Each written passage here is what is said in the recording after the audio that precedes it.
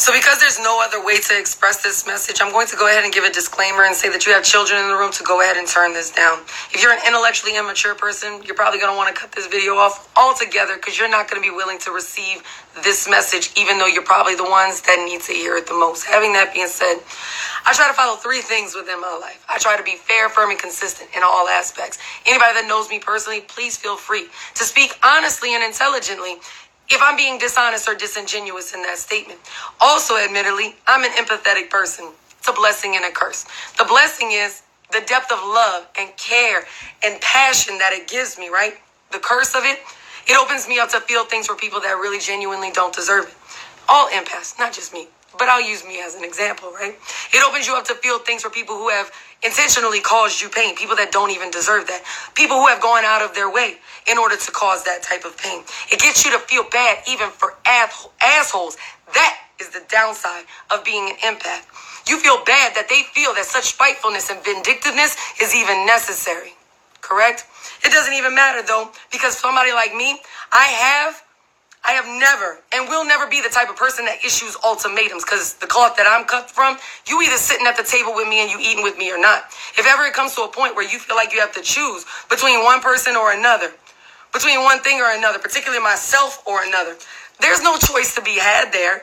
I'll go ahead and bow out gracefully and remove myself as an option and leave it be. Because again, you either eating at the table with me or you not. It's not any love, regardless of whose table you choose to sit at. It doesn't matter. I still love you. I'm just going to love you from over there.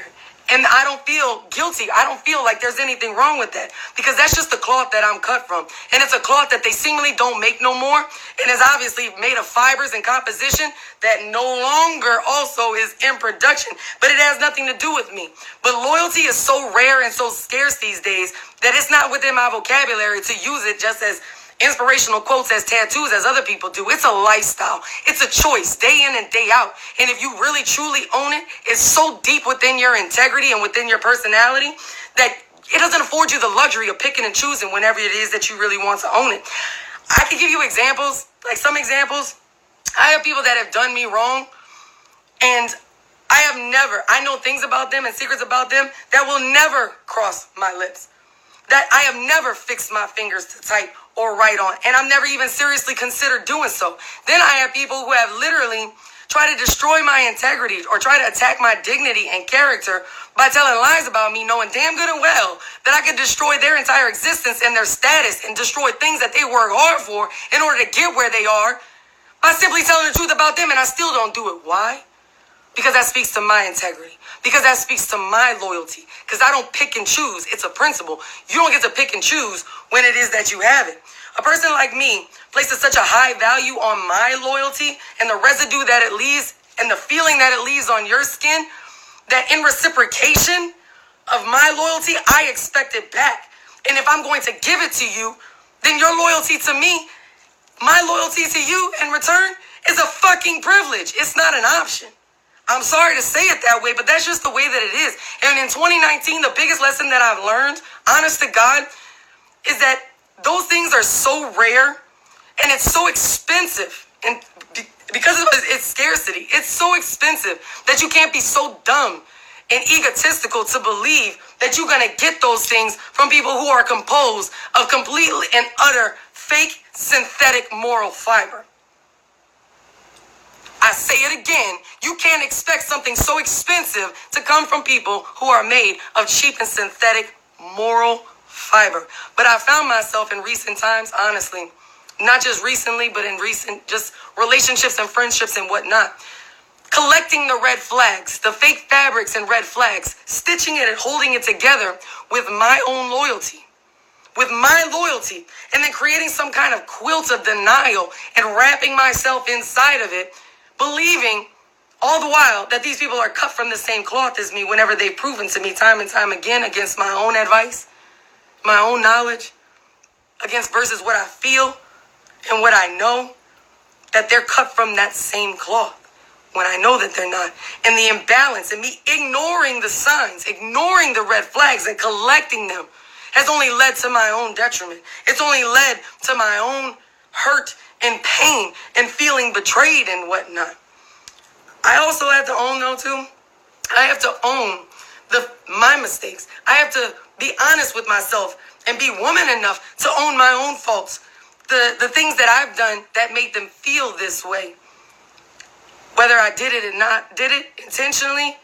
I've never done anything intentionally in order to hurt anybody. The biggest mistake that I've made of all is sitting here believing that they would be able to distinguish between human mistakes and intentional ones. To sit there and be able to determine mistakes against, and to be able to charge it against someone's head versus someone's heart, and believing that they loved and had the same empathy and they're cut from that same cloth, to offer up the opportunity in order to rectify those problems. It's just a lesson, honest to God, that's learned. But I want to remind you of the things that I had to remind myself of, and I hope that you can learn from this lesson. Because my advice has always been to people that you have to take people for who they are and not who they say they are. Not to ignore what you know and go solely by what you feel. I'm here today to tell you, honest to God, that it comes to people who know their worth. When you know your worth, like I thought that I knew my worth, and I obviously ignored it, I'm not afraid to sit at the table alone. And the people that are sitting at the table that are there with me also starved with me and worked just as hard as me in order to be able to pull up their chair and earn their keep and earn their share. But I will tell you that the more you're sitting at the table, the bigger the table that you get, the harder it is to try to find people that are going to sit there along with you, because everybody wants to sit there and eat, but nobody. And it's a rare occasion that you're going to find somebody that's willing to cook with you, and it's even more scarce to find somebody who's going to be sitting there willing to pick up and clean the damn dishes. A lesson, too, is that, like I said, I've stitched that quilt together with my own fibers of loyalty. And you sit there and you make your own loyalty and your own empathy, feel sympathy for them, that they feel this way, make you feel guilty, and it turns you into like a voluntary slavery situation.